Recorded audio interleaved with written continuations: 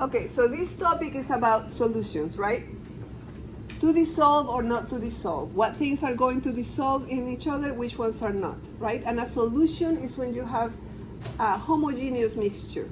So if you look at, and this is an unusual solution, and it should be silver, copper, and likely zinc, not copper. But when you have gold in earrings, they're not just gold. The gold is, pure gold is way too soft. So it will get damaged, it will get, you couldn't have it. The highest I've seen is 24. A lot of people in Arabic countries still use that, but it's a different yellow and it's very, very soft.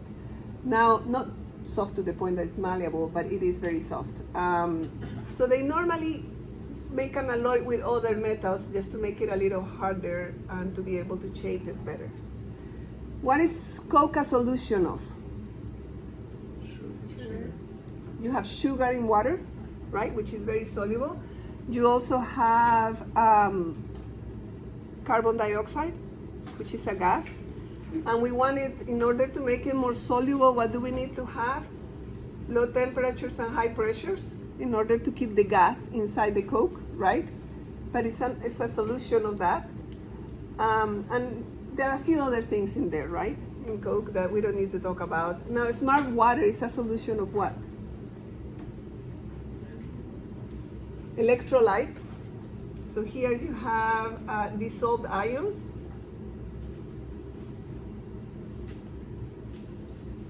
In water, and those electrolytes are important because they help with the electrical impulses and for your cells to work properly, right? So we need them. This is sugar in water, which is more soluble than salt or less soluble than salt. What do you think? This is just a guess. What? It's actually more. But it will make sense that it will be less because salt is ionic and it's got big old charges, and you know what? So if somebody were to ask me before I was teaching, I'll say, oh, it's less soluble, but no, it is more. Sugar has those OH tails, and what do? Hydrogen bonding, and that's huge. Hydrogen bonding is a big deal. So yeah, sugar is actually way more soluble than salt is. This is salt in water. What others? Do you know of an ocean that is like super saturated with salt? The Dead Sea. The Dead Sea in Jordan, right? You can actually, it's denser than you are, so you can actually just lay down and read a magazine if you want to. You can. I would love to go to the Dead Sea. I think it would be so cool, you know? And the mud there is supposed to be like super crazy good for you and all sorts of things. But yeah, so they are saturated solutions. Air is a solution. Obviously not if a car just comes by, it needs to diffuse again, but air is a solution of gases, into gases. What is that fish doing in there? What is the water in an aquarium a solution of, among other things? Does anybody here have an aquarium? You all need to talk to Jonathan. He's a senior. What is his last name? Lamar. That one. He's an expert in aquariums. He knows how to treat them and how to do everything with an aquarium. He knows a lot of the science. He knows a little bit of the chemistry or a lot of the chemistry. He impressed me with his knowledge. If I ever have an aquarium, that'll be the person I go to. So you have, but I'm talking here about what? What is the solution that I'm thinking about of that is in aquariums? Or in really any body of water that has fish or plants in it. Oxygen. So this is oxygen in water. We need oxygen in water. So in aquariums, sometimes not only you have plants to help make it, but you also have little water fountains. You bubble water, oxygen through them. You bubble air in order to get some oxygen, because if you didn't have oxygen, all your fish will die, right? They don't come out and gulp oxygen. They literally get it from the water, right? And they don't break apart the water and do hydrolysis. It's literally oxygen that is dissolved in the water. So that's important. And this is a solution of what? Alcohol. More precisely, what type of alcohol? Ethanol. Ethanol. Ethanol is the only alcohol we know. Whether you make it from rice, and I don't know all my alcohols, but I know some are like, I think rice is either whiskey or potatoes are whiskey, and then you have corn, and you have grapes for wine, and you have all these other different types of, it's just fermentation, right? And they all make ethanol. And that's a solution because ethanol has, and it's only the low carbon chain alcohols. Like if you have just one carbon, that's not a chain, what is the name of this? Methane. If I add an OH, what is the name of that? Methanol. That's the lowest chain. I cannot really call that a chain, but it's the lowest chain. That's methanol. If I have two carbons, what is that? Surrounded by hydrogens. This is methane. This is what, Brannon? Methane, ethane. If I replace one of those H's with an OH, what would you call it? Nombre. Methane, methanol. Ethane, propane. Oh. Wait, ethanol. Ethanol. Right? And ethanol is the one that we're always talking about. Now, what if I have three carbons? How do you call that, David? Propane. Propane. And if you replace one of those H's with an OH, how would you call it? Butane. You're kidding me, right? I'm just kidding. Oh, I was like, what? Yeah. Propone. I don't know. Honestly. So methane, methanol. Ethane, ethanol. Propane, butane. Didn't I say butane? No, hombre. Propanol. Right? Methanol, ethanol, propanol. I was making a joke. I'm not that very good at jokes, but. What if we had the next one? Butane will be 4 carbons, right? And how would you call it? Let's see if you were paying attention, Bibi. How would you call it if it has an OH? It's no longer butane, it's what? Butanol. Yes, butanol, right? Only the really low chain hydrocarbons like methanol, ethanol, propanol, and the really lows are soluble. Why? Because the OH is what makes them soluble, right? If the carbon chains start being too big, and then you have the OH, that's no longer soluble, because it's too covalent, right? You need the OHs around it so that they can be with the water. So those are your alcohols. Now this is called what? Fairfax? What is this? Vinegar. Vinegar. That is vinegar, which is acetic acid, right? A weak acid, and all weak and strong acids are soluble, right? This is muriatic acid, which is HCl, and that is not only soluble, but it also dissociates into H and Cl. This one does not. Acetic acid stays together. Strong electrolyte, weak electrolyte. Actually, yeah, weak electrolyte, because it does dissociate, but very, very little. Very, very little. Most of it is going to be vinegar. So vinegar's weak. Electrolyte? Vinegar is weak, and it's a weak electrolyte. Weak acids and bases are weak electrolytes. And we're gonna continue reviewing and reviewing and reviewing so that you're all ready for the final, because everything is really built on each other. Now, what do you think gasoline is? I don't think you know, but just in case, what do you think gasoline is a soup of? It's made out of what?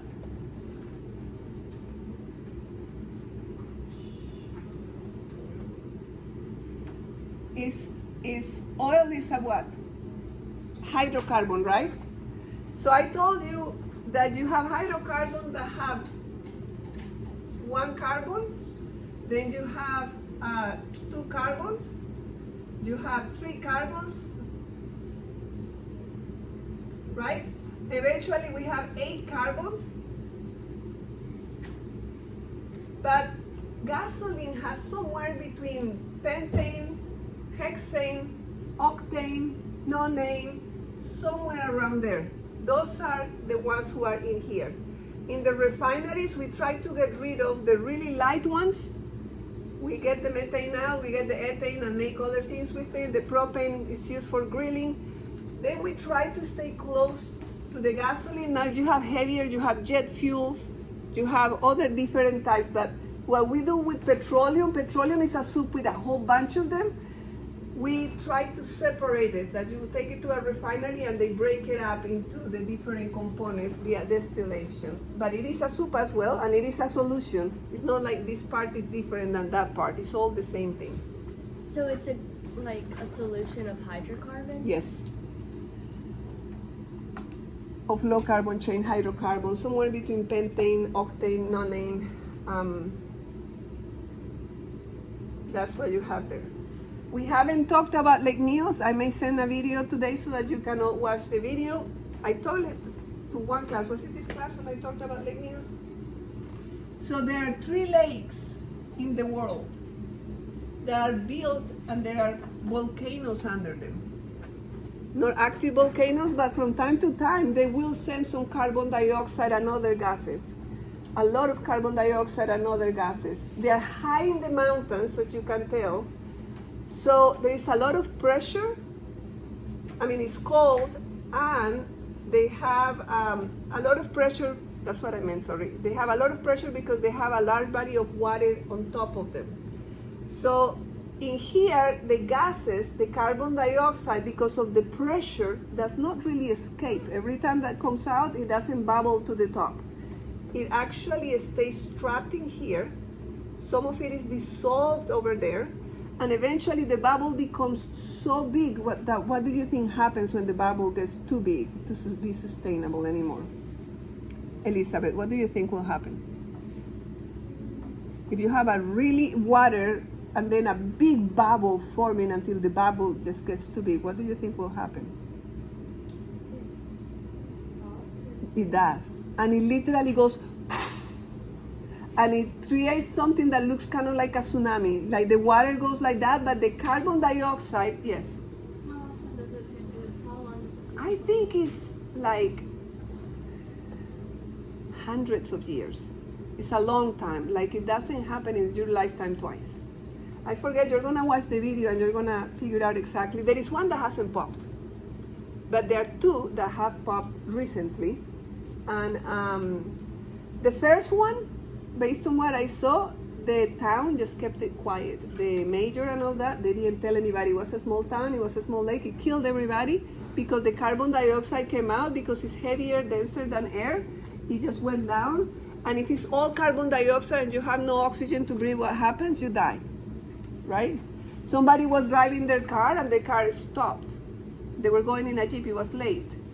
And why did the car stop? Because it didn't have the oxygen it needed for combustion. So everybody got down from the car and they were trying to figure it out, and then they died one after the other.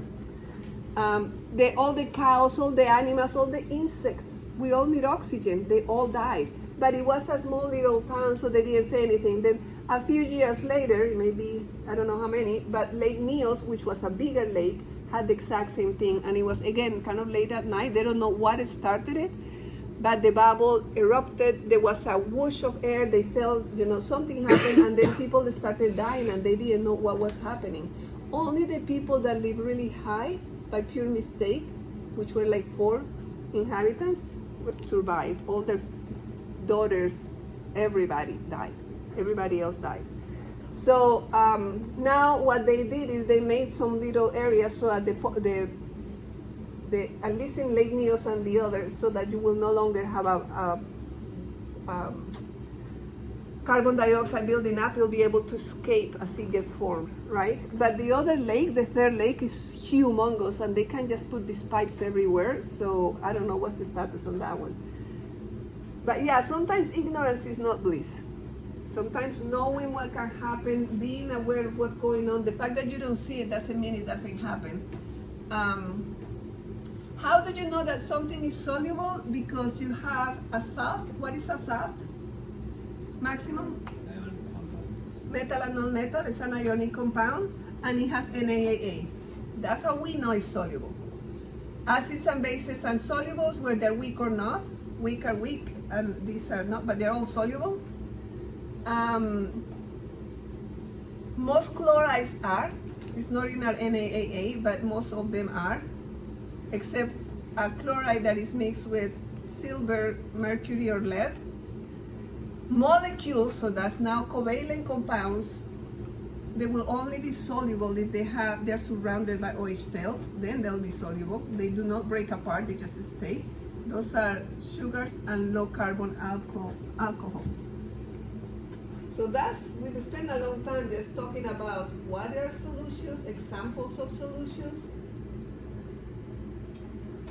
This is one that everybody knows, and we're not really going into too much detail. We're just saying, hey, if you have sodium chloride, that's your salt that we've always seen. This is your chlorine. This is your sodium. They are attracted by the opposite and negative charges of the ions. And you have water, and you put them together, then the different poles of the water are going to break this apart, and they're going to surround it. So this has to be broken, this has to be broken, all those bonds, and then you have to rearrange, and these bonds are going to be formed.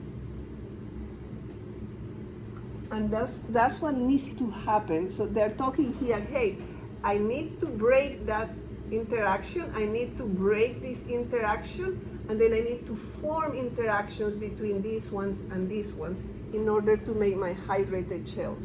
It seems logical, but it's good to start thinking about it so that in the future things make more sense. But this is all what I'm talking about is, hey, you just need to break some apart. And I think every single person in this class is actually now an expert in doing these hydrated shells. When we talk about solutions, we're only gonna use a few words to express solutions and their concentrations. Molarity, which we all know, molarity is number of moles of the solute divided by the volume in liters of the solution, meaning that the solution is the solute and the solvent and the water together. Whatever volume they both use is the volume of the solution, not the volume of the water that you added, is the volume of the whole thing. That's molarity. The other equation that you know with molarity is N is equal to boom. So you can memorize it either way. But that is the same equation, just written in two different ways. Number of moles, molarity times volume, or moles over liter of solution.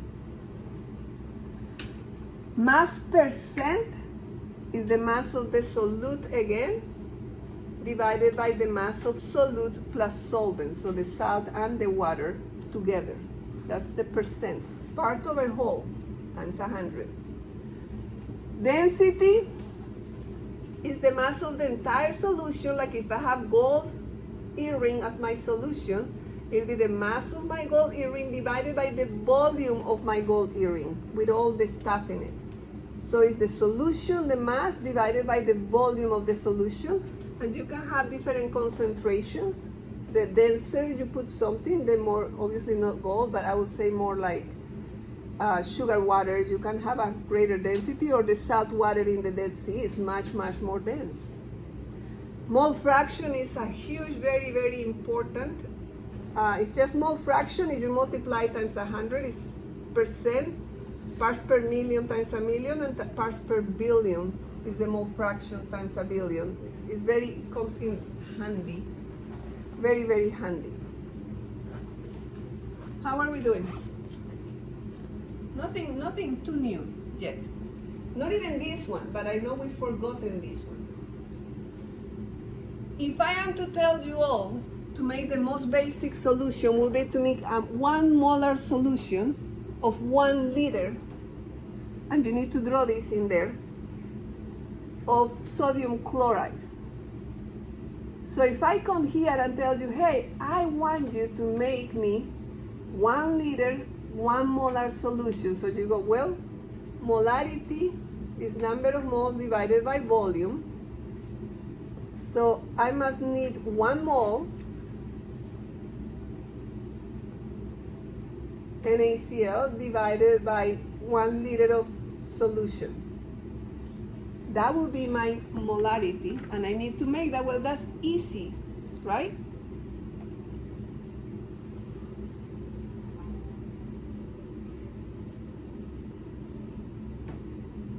In order to make that, I need a mole of sodium chloride. Sophia, how do I get a mole of sodium chloride?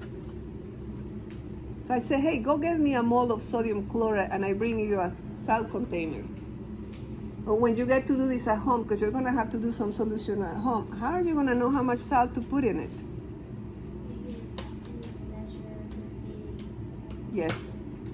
So you look at the molar masses of the sodium and chlorine and add them together, and that will give you the molar mass. 1 mole of sodium chloride will be those 58.44 grams, right? That's, you look, sodium 23, chlorine 35, add them together, boom. So I can go and literally get a scale and measure 54.88. I add the sodium chloride first, then I add a little bit of water.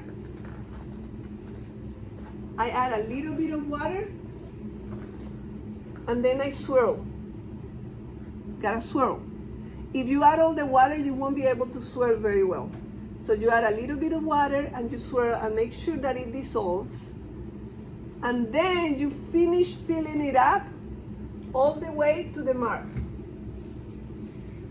Because this volumetric flask was calibrated to go to 1 liter right there. How are you gonna look at the water? The water that you add,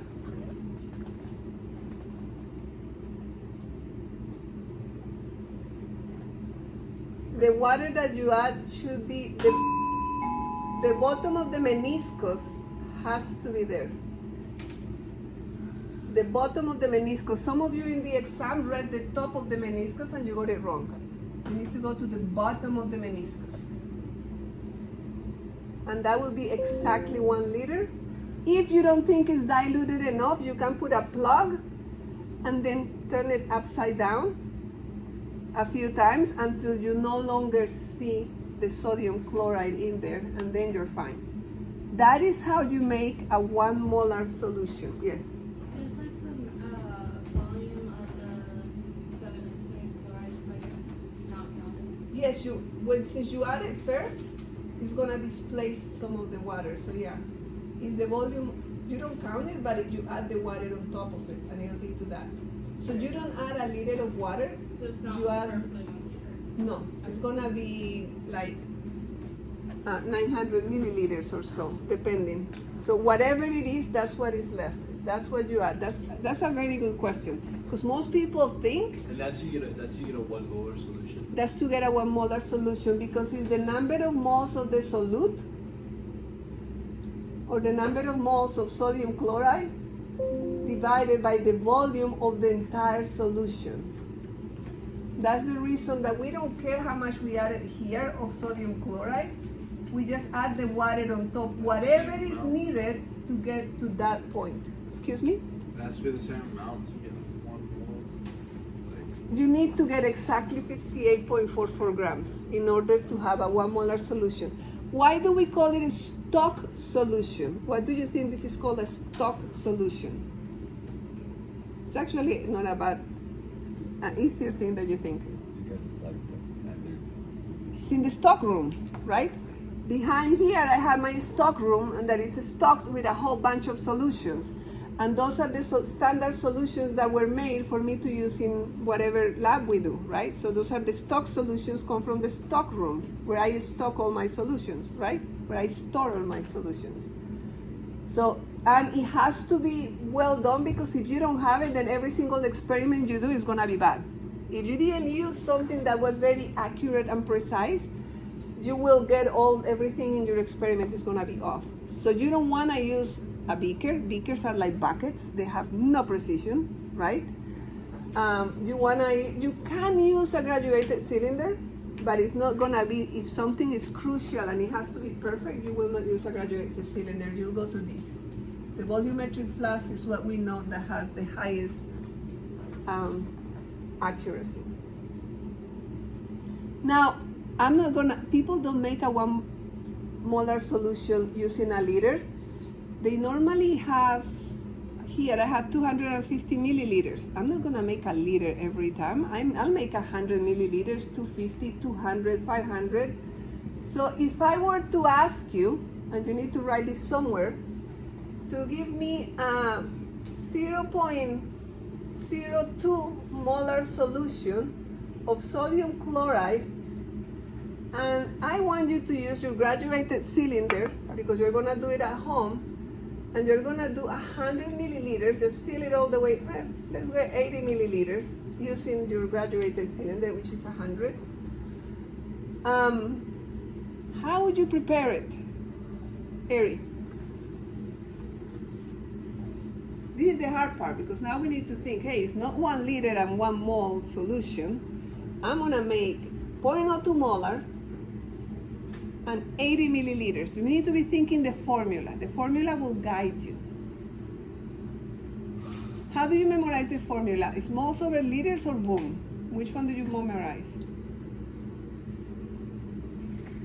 Which one do you like best?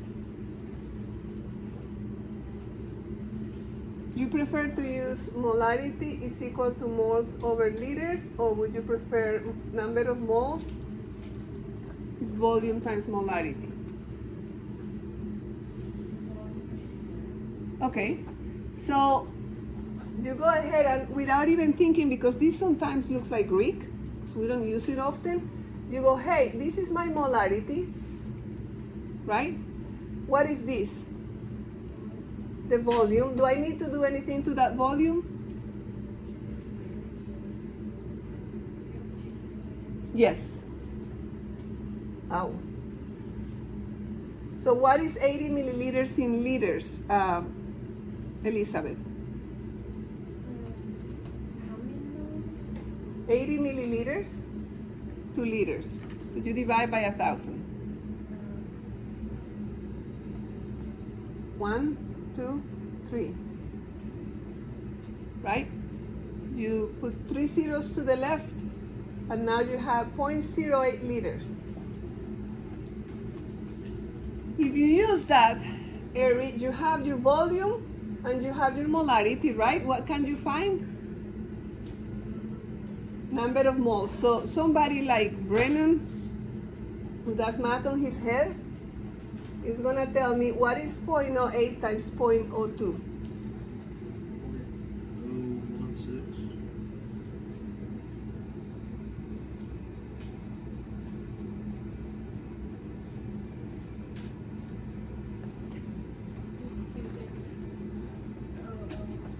0.016. Oh, 0.0016?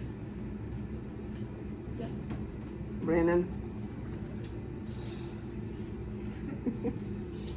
0.0016 moles of sodium chloride. Now, Hannah, how are you gonna go get 0.0016 moles if I give you something like this of salt? And I say, okay, you need to get that. How are you gonna get them? So we don't measure moles. What do we measure? What? Mass. So how can I go from moles to mass? This is moles over here, and this is mass over there. Find the grams of NaCl. The molar mass. Yeah. So this times, what do I do? The molar mass is already given in here. So what do I do with the molar mass? To divide it. We say that 58.4 grams per mole. Why did I multiply? Because you want to end with it. I want to You're trying to cancel my moles, right? Then I go to grams. Can you actually weigh 58.4 grams if you have a scale? Yes. No, yeah, we need to multiply these two, sorry. How much is 58.4 times 0.0016? This is not that much. 0.0925.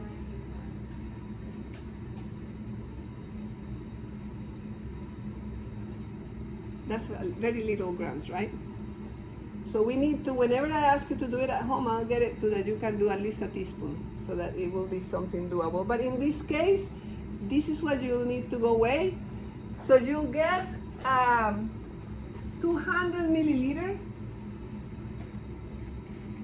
volumetric flask. This is my 200 milliliter mark. Then what do I do, Reese? What do I do? Once I have my 200 milliliter flask, what do?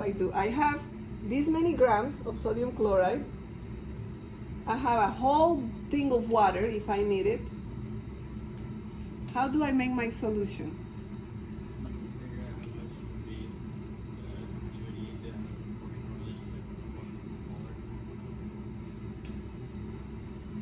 I think you're complicating things. Or I'm not understanding you. What do I do with this? With the salt that I just weighed? I went and said, Hannah told me, hey, you need this many moles to make the solution. So I use the molar mass and I get the grams. Now I have these grams and I have them right here. What do I do with these grams? The what? So I put them in here, the whole thing, and they're gonna be up to here. What do I do after that? Assume this is 200. So what do I do after that? Likely. What do you do, Sophia? Put a little bit of water and swirl, right? Once I think it's all dissolved, what do I do? Fill it with the rest until I reach my mark, my 200 mark, right? Everybody okay with that? So what I did is I said, hey, I want a 0.02 molar solution. That's very dilute, so that's the reason we needed so few. And I gave you a volume. I wanted, not 200. Where did I need to go to? 80. To 80. And at home, you're not gonna use a volumetric flask. You're gonna use your graduated cylinder, right? That has 100, and then it has 90, 80, right? So you're gonna put your salt first. This much salt. It's gonna be a little bit, but this is small. And then you're gonna get tap water, which is not gonna be amazing, but nobody has distilled water at home. And you're gonna fill it up with water all the way to the 80 millimeter mark. You may add a little bit, swirl a little, maybe use something to try to swirl, maybe a knife to swirl it a little bit, and then finish diluting until you go to this mark. The bottom of the meniscus has to be in the 80, right? This takes a little while for it to actually sink in. You know, like if I ask you, hey, give me a 300 milliliters or have a 0.5 molar solution of sugar, right? You should be able to go and do what? What will be the first thing? So now I'm changing it. I'm saying 300 milliliters, molarity, I forget what I told you, 0.2 molar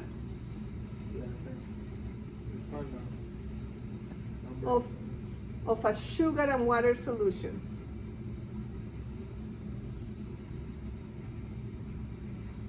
Find the number of walnuts using We cannot do 300 because you don't have 300 at Oh home. yeah. So let's do 50.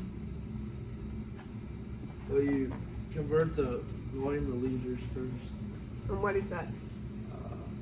Like, Divide by 1,000. No. Divide by. You use that and I'll call your 0.05. mama. Yeah. Now 0.05 times 0.2. We should be able to do that in our heads too. 0.001. That's the number of moles. C12H22 0.11, right? Now, Autumn, what are you gonna do with that? You're gonna find the molar mass of sugar. 342 grams per mole. How much sugar are you gonna need, Bibi? 342 grams. Times 0.001. If you use the calculator, I'll fry you. No. You are dividing by 1, 2, 3, right? You're dividing by 1,000. Yes. You see, you can do this. 0.342 grams. Now that you have this many grams, what do you do, David? You pour like liquid in until it dissolves. What I have the grams right here. So how am I going to put the liquid in my hands? No, okay, you put it in the beaker first. In the graduated cylinder. Yeah. Never on a beaker. Okay. So I'm going to put my sugar over here. That's at my 342 grams.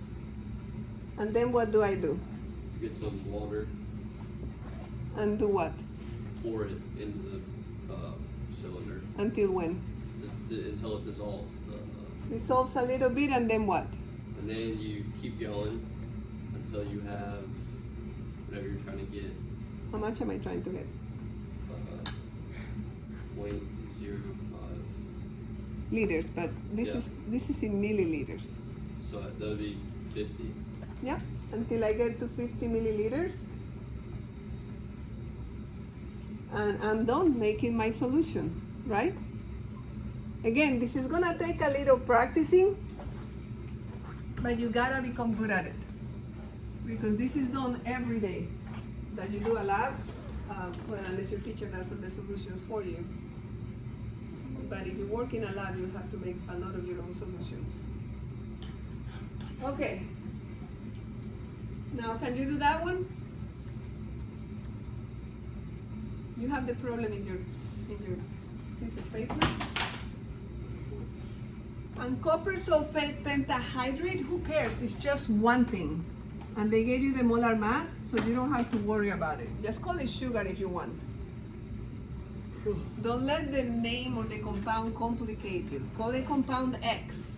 It doesn't matter. It could be sugar, salt, X. Just, they gave you the molar mass, which is all you need. So tell me what mass of that is needed to prepare that.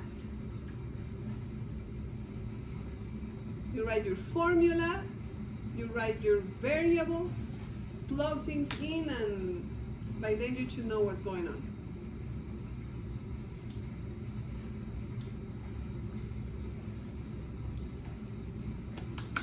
Go. Woo-hoo.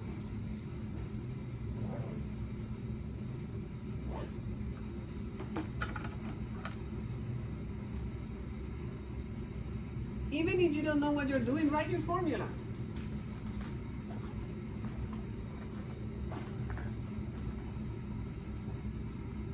Write your variables. What is given to you? The molar mass is equal to 250 grams per mole. They gave you 250 milliliters. They gave you a molarity.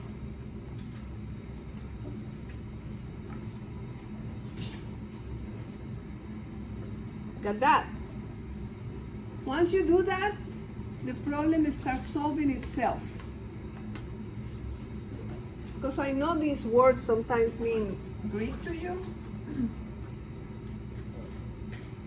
But at that point, you have the volume, you have the molarity. It seems like the right thing to do will be to convert to moles. And then you can use the molar mass to go to mass, right?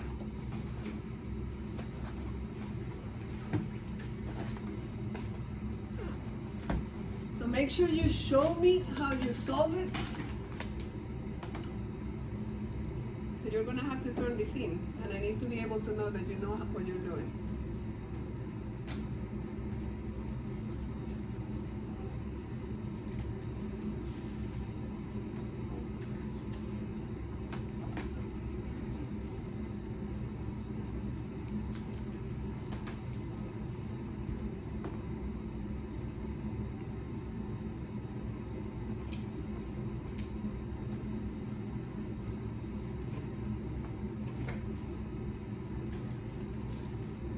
Is it making sense? A little bit?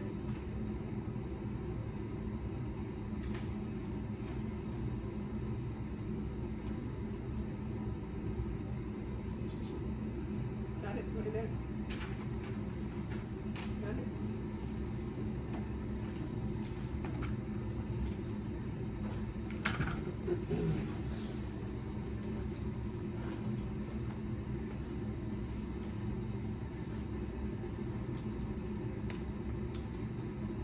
You got it?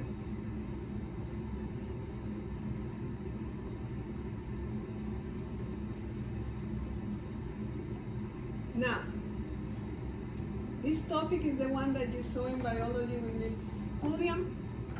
So you probably understand it 100%, but I need to go over it again. And that's the one that we're doing the lab for at home.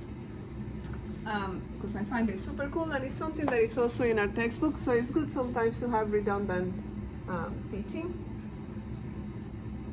And I like to think of these as red blood cells, right? If you have a hypertonic solution, hyper means too much, right? So a solution that is full of salt, water, soy, syrup, whatever. It's got more stuff than the egg or than the cell, more stuff than the red blood cell. Osmosis, remember, this is very important. It's not a hard concept at all. It's water moving in the direction to dilute so that you end up with the same concentrations through a semi-permeable membrane, whatever. It's water moving in the direction to dilute so that you can have the same concentrations in and out. It's just that concentration gradient is going to force that. It's going to cause some osmotic pressure. So you have a lot more stuff. You just put your red blood cell. Maybe you've been eating salt water from the ocean, right?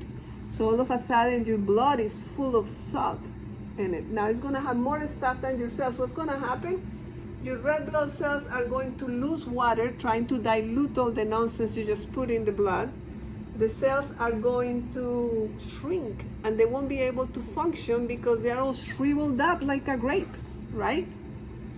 That happens if you drink too much salty water or too much Gatorade, for that matter. If you put too much stuff in there, you can do damage. Now, that's a hypertonic. Hypotonic means that you put that cell in something that has less stuff than the egg yolk, and the egg, it's got less stuff outside. It doesn't matter what it is, but there is a lower concentration outside than inside the cell. Let's say you drank too much water. You can die by drinking too much water. Why can you die? Because you may not pee fast enough, and you end up having this hypotonic solution. So your red blood cells are going to balloon up because the water is going to go from the outside towards the cell, and it's going to balloon them up. And then your cells again can function because they are all swollen, right? That's what they call cytolysis. Isotonic is what they want. Isotonic is when you have the same concentration in and out. This is how your eggs are going to look. If you put it in syrup, it'll literally look just like that. That's probably just water.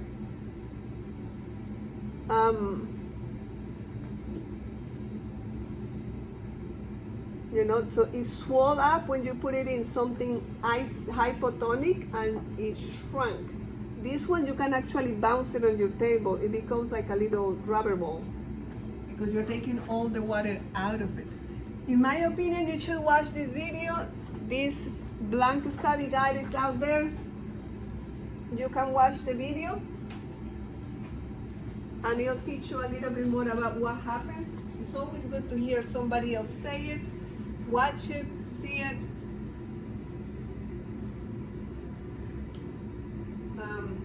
That's super cool. Okay, so we need a 2-minute break so that you all don't get super saturated in knowledge. I'm gonna get some water. I have water. Oh, sitting concentration, it's fine.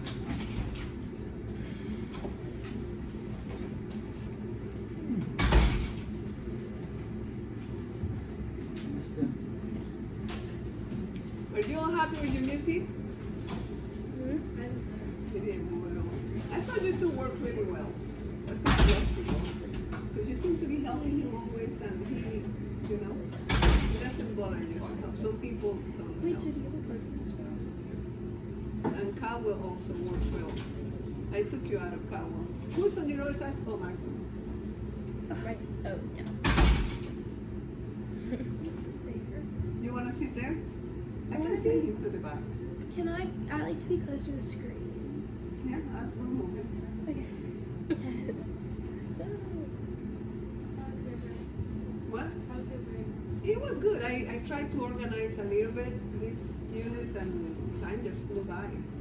Your hair looks so good. I like Because the, I finally got it colored at the salon. I like it. But in 3 weeks, all the white is gonna show up, and I'm gonna wanna color it myself because it takes, and then the circus starts again. Oh shoot, I need to. Wait, I thought we just